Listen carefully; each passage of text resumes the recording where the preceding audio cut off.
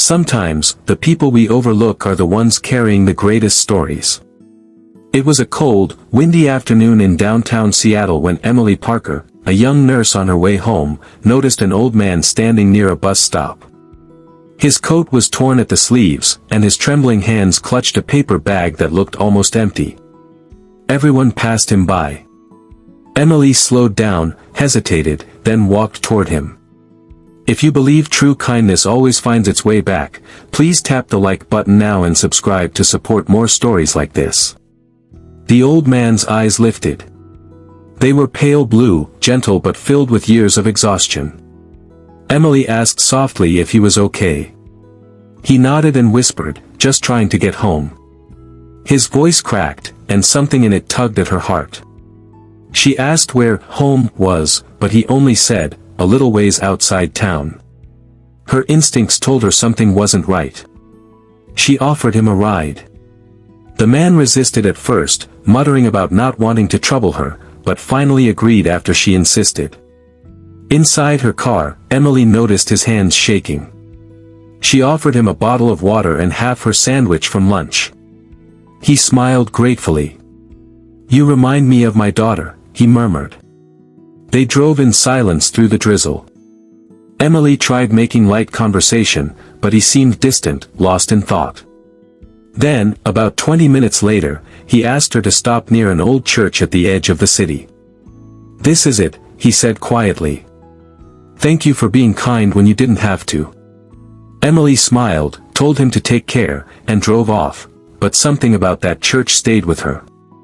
The place looked abandoned, like no one had worshipped there in years. The next morning, Emily couldn't shake the unease. So after work, she drove back to the church. The sky was turning pink as the sun set, and a chill wind carried dry leaves across the cracked pavement. She walked around the building, and froze. There, by the church door, were a few wilted flowers and a framed photo leaning against the wall.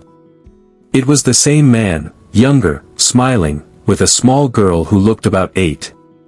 The nameplate below read, "In loving memory of Pastor Samuel Reed, a man who gave everything to others." Emily's heart pounded. Pastor? Memory of? She realized the man she'd met couldn't be alive, but she'd seen him, heard him. Her hands shook as she stepped back. A soft voice startled her. An elderly woman emerged from the nearby caretaker's house. "Are you here for Pastor Reed?" she asked kindly. Emily nodded, struggling to find words. The woman explained, "He passed away 3 years ago. He was known for helping anyone in need.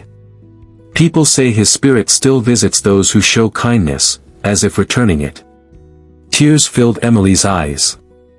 I gave him a ride last night," she whispered. "He said he was trying to get home." The woman smiled gently. "Then maybe you helped him finish his last journey." Emily stood there in silence, trembling, a strange peace washing over her. She looked at the photo again and whispered, "Rest easy, Pastor." When she returned to her car, something glinted on the passenger seat, a small silver cross pendant she had never seen before. She picked it up, her breath catching. She wore it from that day on, not as proof of what happened, but as a reminder, sometimes kindness opens doors between worlds we don't understand. Weeks later, Emily shared the story at her community hospital. Her colleagues listened, moved to tears. One nurse said softly, "Maybe we're all just trying to get home." And that night, for the first time, Emily didn't feel alone. She realized kindness doesn't just change others, it changes us, too. We'd love to hear your story. What is the most memorable act of unexpected kindness you have witnessed or received? Share it in the comments below. If this story touched your heart, please like, subscribe, and share. Because the world needs more reminders that even a single act of trust can change everything.